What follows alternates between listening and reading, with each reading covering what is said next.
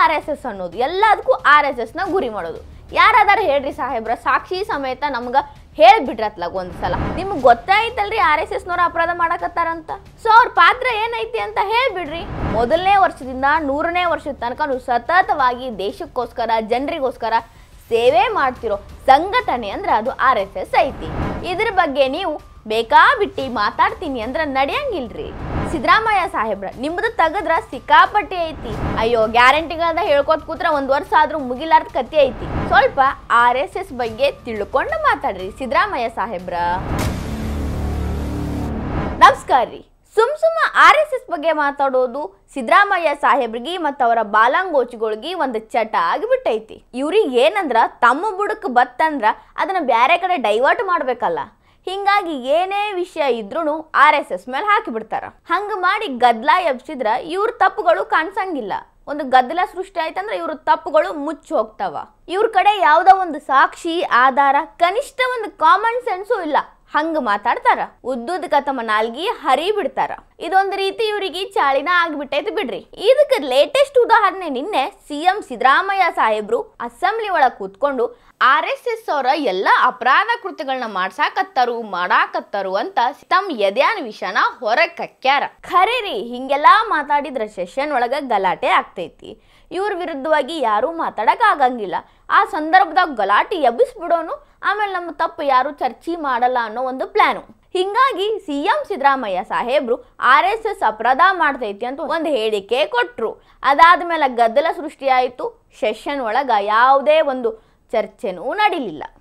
ಇದವ್ರ plan ಆಗಿತ್ತು. Plan success ಆಯ್ತು. ಸಿದ್ದರಾಮಯ್ಯ ಸಾಹೇಬ್ರ ನಿಮ್ದು ತೆಗದ್ರ ಸಿಕ್ಕಾಪಟ್ಟಿ ಐತಿ.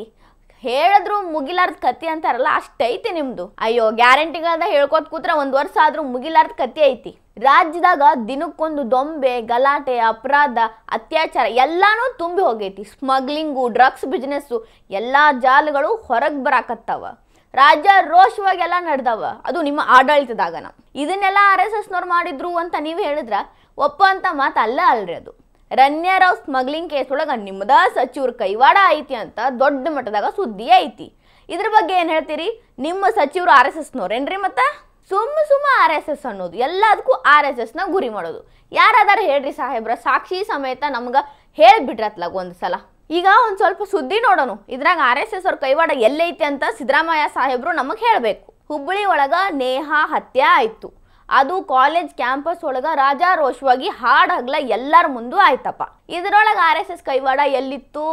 ಮೊನ್ನೆ ಅಷ್ಟ ಹಾವೇರಿ ಒಳಗ ಸ್ವಾತಿ ಅನ್ನೋ ಯುವತಿಯ ಕೊಲೆ ಆಯ್ತು. ಕೊಲೆ ಮಾಡಿ ನೀರಾಗ ತೇಲಿ ಬಿಟ್ರು. ಲವ್ ಜಿಹಾದ್ ಅಂತಾನು ಮಾತನಾಡ್ದೈತಿ. ಈಗ ನನಗೆ ಹೇಳ್ರಿ, ಇದ್ರೊಳಗ ಆರ್ ಎಸ್ ಎಸ್ ಕೈವಾಡ ಎಲ್ಲೈತಿ? ಉದಯಗಿರಿ ಕೇಸ್ಗೆ ಬರೋನು. ಅದ್ರೊಳಗೆ ಆರ್ ಎಸ್ ಎಸ್ ಕೈವಾಡ ಐತೆ ಅಂತ ನಿಮ್ಮ ಸಚಿವರುಗಳು ತಮಟೆ ಹೊಡ್ಕೊಂಡು ತಿರುಗಾಡಿದ್ರು. ನೀವು ಈಗ ಆರ್ ಎಸ್ ಎಸ್ ಅಪರಾಧ ಮಾಡ್ತೈತಿ ಅಂತ ಹೇಳಿರಿ. ಅದ್ರೊಳಗೆ ಆರ್ ಎಸ್ ಎಸ್ನವ್ರು ಯಾರಿದ್ರು? ಒಬ್ಬರನ್ನ ತೋರಿಸ್ಬಿಡ್ರಿ, ನಮಗೆ ಸಾಕು. ಅವ್ರ ಕೈವಾಡ ಇತ್ತು ಅಂತ ಸಾಬೀತು ಮಾಡಿಬಿಡ್ರಿ. ಇದಾಯ್ತ್ರಿ. ವಿಧಾನಸೌಧದಾಗ ಪಾಕಿಸ್ತಾನ ಜಿಂದಾಬಾದ್ ಅಂದ್ರು. ಅದು ಯಾರ್ರೀ? ನಿಮ್ಮ ಕಡೆಯವ್ರನ್ನ ಮ್ಯಾಲೆ ಎತ್ಕೊಂಡು ಮೆರಿಸಿ ಪಾಕಿಸ್ತಾನ ಜಿಂದಾಬಾದ್ ಅಂದ್ರು.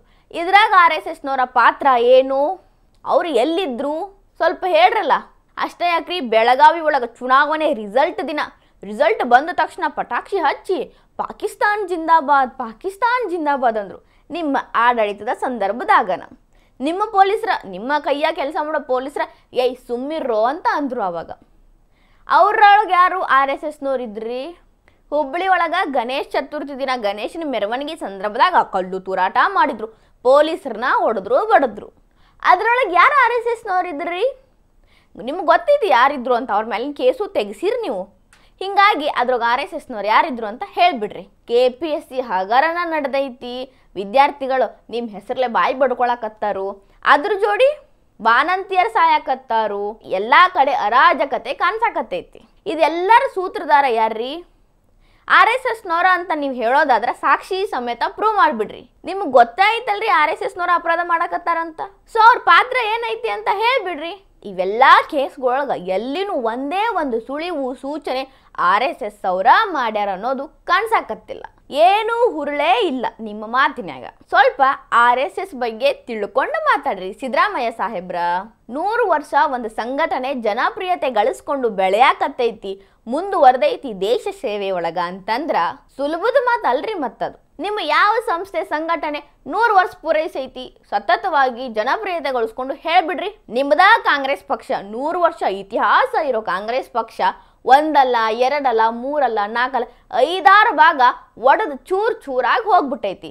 ಅಲ್ಲಿ ಅವ್ರು ಇಲ್ಲಿ ಬಂದ ರಾಜಕಾರಣ, ಇಲ್ಲಿ ಅವ್ರು ಅಲ್ಲಿ ಹೋಗಿ ರಾಜಕಾರಣ, ಒಂದು ರೀತಿ ಚಿತ್ರಾನ್ನ ಆಗಿಬಿಟ್ಟೈತಿ. ಆದ್ರ 100 ವರ್ಷದಿಂದ ಮೊದಲನೇ ವರ್ಷದಿಂದ 100ನೇ ವರ್ಷದ ತನಕ ಸತತವಾಗಿ ದೇಶಕ್ಕೋಸ್ಕರ ಜನರಿಗೋಸ್ಕರ ಸೇವೆ ಮಾಡ್ತಿರೋ ಸಂಘಟನೆ ಅಂದ್ರೆ ಅದು RSS ಐತಿ.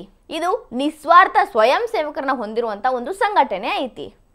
ಇದ್ರ ಬಗ್ಗೆ ನೀವು ಬೇಕಾಬಿಟ್ಟಿ ಮಾತಾಡ್ತೀನಿ ಅಂದ್ರೆ ನಡೆಯಂಗಿಲ್ರಿ. ಸಿದ್ದರಾಮಯ್ಯ ಸಾಹೇಬ್ರ, ನೀವು ಎದಿ ಮುಟ್ಕೊಂಡು ಹೇಳ್ರಿ ಒಂದು ಮಾತು. ದೇಶದಾಗ ಎಲ್ಲೇ ದುರಂತ ಆದ್ರೂ, ಪ್ರಕೃತಿ ವಿಕೋಪ ಆಗಲಿ, ಒಟ್ಟು ದೇಶಕ್ಕೆ ಸಂಕಷ್ಟ ಬಂದೈತಿ, ಮಂದಿ ಎಲ್ಲ ಕಷ್ಟದಾಗ ಅದಾರ, ಕಷ್ಟ ನಷ್ಟ ಜಾಸ್ತಿ ಆಗೈತಿ ಅಂದ್ರೆ ಮೊದಲಿಗೆ ಅಲ್ಲಿ ಹಾಜರಾಗೋರು ಯಾರ್ರಿ? ಪೊಲೀಸರು ಯೋಧರು ಬರ್ತಾರ, ಅದಾಯ್ತ್ರಿ. ಅವ್ರ ಜೊತೆ ಕೈಗೂಡಿಸಿ ಎಲ್ಲರನ್ನೂ ಕಾಪಾಡೋರು ಯಾರ್ರಿ? ಟೊಂಕ ಕಟ್ಟಿ ಜನರ ಸೇವೆ ಮಾಡೋರು ಯಾರು? ಜಾತಿ ಧರ್ಮ ಮತ ಪಂಥ ಪಂಗಡಗಳನ್ನ ಮೀರಿ ಎಲ್ಲರೂ ಒಂದೇ ಅಂತ ಹೇಳಿ ಸೇವೆಗೆ ಮುಂದಾಗೋರು ಯಾರ್ರಿ? ನೀವು ಪ್ರಾಮಾಣಿಕರಾಗಿದ್ರೆ ನಿಮ್ಮ ಬಾಯಿಂದ ಬರೋ ಉತ್ತರ RSS ಅಂತನ ಬರ್ತೈತಿ. ಬ್ಯಾರೆ ಏನಾರ ಬಂತು ಅಂದ್ರೆ ನೀವು ಪ್ರಾಮಾಣಿಕರಲ್ಲ ಅಂತ ಅರ್ಥ ಅಷ್ಟ. ಸುಮ್ನ ನೀವು SDP PFI ಅಂತ ಸಂಘಟನೆಗಳ ಜೋಡಿ ನಿಮ್ಮ ಹೆಸರು ಕೇಳಿ ಬರ್ತಿದ್ದಂಗನ ಅದನ್ನ ಮುಚ್ಚ ಹಾಕಾಕ RSS ಅಂತ ಹೇಳಿ ಅದನ್ನ ಹೆಸರು ಮುಂದೆ ತಗೊಬಂದು ನೀವು ಪಾರಾಕಿನಿ ಅಂದ್ರ ಹೆಂಗ ಆಕೈತ್ರಿ? ಮಾತಾಡ್ಬೇಕಂದ್ರ ಲಾಜಿಕ್ ಇರ್ಬೇಕಂತ. ನಿಮ್ಮ ಮಾತಿನಾಗ ಯಾವ ಲಾಜಿಕ್ಕೂ ಇಲ್ಲ.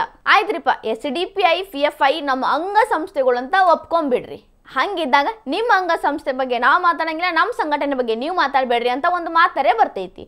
ಅವಾಗ ಮಾತು ವಾಗ್ವಾದರೆ ನಿಂದಿರ್ತೈತಿ. ಇಂಥವೆಲ್ಲ ಒಣ ಮಾತ ಬಿಟ್ಟು ಬಿಡ್ರಿ. ಮೊದಲು ನಿಮ್ಮ ಎಕಾನಮಿ ಸರಿ ಮಾಡ್ಕೊರಿ.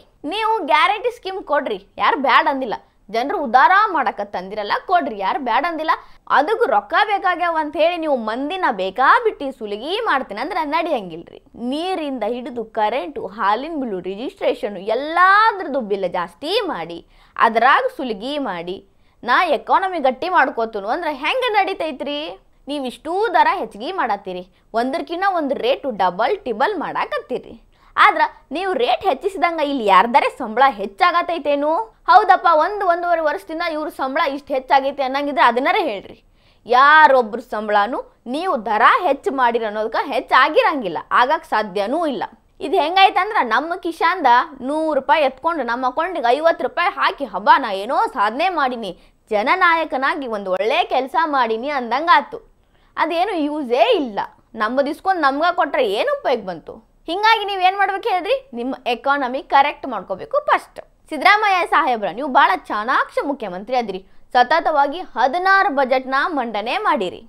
ನಿಮ್ಗೆ ಈ ಲೆಕ್ಕ ಗೊತ್ತಿದ್ದ ಇರ್ತೈತ್ರಿ. ಸಾಧಾರಣವಾಗಿ ಯಾರು ತಮ್ಮ ಮನಿ ನಡೆಸ್ಬೇಕಂದ್ರೆ ಏನು ಮಾಡ್ತಾರ್ರಿ? ದುಡ್ದಿದ್ರೊಳಗೆ ನಡೆಸ್ತಾರ. ಹೆಚ್ಚು ಖರ್ಚು ಬರಾಕತ್ತಿತ್ತು ಅಂದ್ರೆ ತಮ್ಮ ಖರ್ಚು ಕಡಿಮೆ ಮಾಡ್ಕೋತಾರ. ಖರ್ಚು ಕಡಿಮೆ ಮಾಡ್ಕೋಬೇಕಂದ್ರೆ ಅದಾಗಂಗಿಲ್ಲ, ಯಾಕಂದ್ರೆ ನೀವು ಎಲ್ಲದ್ರದ್ದು ಬೆಲೆ ಏರಿಕೆ ಮಾಡಿರಿ, ಖರ್ಚು ಕಡಿಮೆ ಮಾಡ್ಕೊಳ್ಳೋ ಚಾನ್ಸ್ ಇಲ್ಲ. ಆದ್ರೆ ಏನು ಮಾಡಬೇಕು? ಆದಾಯ ಹೆಚ್ಚು ಮಾಡ್ಕೋಬೇಕು. ತಾವು ದುಡಿಯೋ ಕೆಲಸ ಜೋಡಿ ಇನ್ನೊಂದು ಪಾರ್ಟ್ ಟೈಮ್ ಕೆಲಸ ಹುಡ್ಕೋಬೇಕು ಅಂದ್ರೆ ಅವ್ರು ನಡೆಸ್ತಾರೆ ಮನಿನ. ಇಂಥದ್ರಾಗೆಲ್ಲಾನು ಅವರು ಮನಿ ನಡೆಸ್ಬೇಕು ಅಂದ್ರೆ ನಿಮ್ಮ ಬಿರ್ರಿ ದರ ಹೆಚ್ಚು ಮಾಡಿರೋದ್ರಿಂದ ಅವ್ರಿಗೆ ಕಷ್ಟ ಆಕೈತಿ. ನಿಮ್ಮಷ್ಟಕ್ಕೆ ನೀವು ನಿಮ್ಮ ಮನಿ, ನಿಮ್ಮ ಕಾರು, ನಿಮ್ಮ ಆಫೀಸು ಎಲ್ಲಾನು ಐಷಾರಾಮಿಯಾಗಿ ನವೀಕರಣ ಮಾಡ್ಕೊಳಕತ್ತೀರಿ. ಇನ್ನು ರಾಜಕೀಯ ಕಾರ್ಯದರ್ಶಿಗಳು, ಗ್ಯಾರಂಟಿ ಅನುಷ್ಠಾನ ಸಮಿತಿ, ಅವ್ರಿಗೆ ರೊಕ್ಕ ಇವ್ರಿಗೆ ರೊಕ್ಕ, ಅವ್ರಿಗೆ ಸೌಲಭ್ಯ, ಸರ್ಕಾರಿ ಸವಲತ್ತು, ಕಾರು, ಕಚೇರಿ, ಹಾಳು ಮುಳು ಇದಕ್ಕೆಲ್ಲಾನು ಸಾಕನ್ನಷ್ಟು ರೊಕ್ಕ ಖರ್ಚು ಮಾಡಾಕತ್ತೀರಿ. ಯಾವುದೊಂದೂ ಖರ್ಚು ಕಡಿಮೆ ಅಂತೂ ನೀವು ಮಾಡಿಲ್ಲ. ದಿನದಿಂದ ದಿನಕ್ಕೆ ಖರ್ಚು ನಿಮ್ದು ಹೆಚ್ಚಾಗತೈತಿ. ಆದಾಯ ಹೆಚ್ಚಿಗೆ ಮಾಡ್ಕೋರಿ ಅಂತ ನಿಮ್ಮಷ್ಟಕ್ಕೆ ನೀವು ತೆರಿಗೆ ಹೆಚ್ಚಿಗೆ ಮಾಡಿಕೊಂಡು ಸುಲಿಗಿ ಮಾಡಾಕತ್ತೀರಿ. ನೀವು ಹಿಂಗೆ ಬೆಲೆ ಏರಿಕೆ ಮಾಡಾಕತ್ತಿರೋದ್ರಿಂದನ ಮಂದಿಗೆ ಮನಿ ನಡ್ಸಕ್ಕಾಗಲ್ದ ಅಂತ ಮೈಕ್ರೋ ಫೈನಾನ್ಸ್ ಸುಳಿಗೆ ಸಿಕ್ಕಿ ಒದ್ದಾಡಾಕತ್ತಾರ. ಒಂದು ರೀತಿ ನೋಡಿದ್ರ ನೀವ ಕಾರಣ. ಮೈಕ್ರೋ ಫೈನಾನ್ಸ್ ಅವ್ರ ಹಾವಳಿ ಹೆಚ್ಚಾಕತ್ತಿರೋದಕ್ಕೆ ಮತ್ತೆ ಬಂದು ಅದಕ್ಕೆ ಮುಗ್ದಾರ ಹಾಕ್ತಿವಂತ ಡ್ರಾಮಾ ಮಾಡಬೇಡ್ರಿ. ಮೊದಲು ಬೆಲೆ ಏರಿಕೆ ಕಡಿಮೆ ಮಾಡ್ರಿ. ಮಂದಿಗೆ ಗ್ಯಾರಂಟಿಗಳು ನೀಡಿದ್ರ ಕೊಡ್ರಿ, ಬ್ಯಾಡ ಅನ್ನಂಗಿಲ್ಲ. ಆದ್ರೆ ಅದಕ್ಕೆ ರೊಕ್ಕ ಹೊಂದಿಸೋ ಜವಾಬ್ದಾರಿ ನಿಮ್ಮದು. ನಿಮ್ಮ ಎಕಾನಮಿ ನಿಮ್ಮಷ್ಟರೊಳಗ ನೀವು ಸರಿ ಮಾಡ್ಕೋಬೇಕು. ಅದನ್ನು ಬಿಟ್ಟು ಬಾಯಿಗೆ ಬಂದಂಗ RSS ಬಗ್ಗೆ ಮಾತಾಡ್ತನು, ಇನ್ನೊಂದೇನೋ ಮಾತಾಡ್ತನು ಅಂದ್ರೆ ಸರಿ ಕಾಣಂಗಿಲ್ರಿ. ಈ ವಿಡಿಯೋ ನಿಮಗೆ ಇಷ್ಟ ಆಗಿದ್ರೆ ಲೈಕ್ ಮಾಡಿರಿ, ಶೇರ್ ಮಾಡಿರಿ, ಕಮೆಂಟ್ ಮಾಡಿರಿ. ಇನ್ನೂ ಇಂಥ ಹೆಚ್ಚಿನ ವಿಡಿಯೋ ನೋಡೋಕೆ ಹೊಸ ದಿಗಂತ ಡಿಜಿಟಲ್ ಚಾನಲ್ಗೆ ಸಬ್ಸ್ಕ್ರೈಬ್ ಆಗ್ರಿ.